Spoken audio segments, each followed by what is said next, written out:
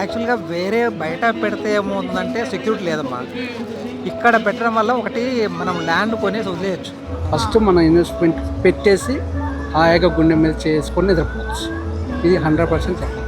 మాకు అసలు టెన్షన్ లేదు, మా సార్ చూసుకుంటారు కాబట్టి. రియల్ ఎస్టేట్ వెంచర్స్ చాలా చూశాను నేను కూడా.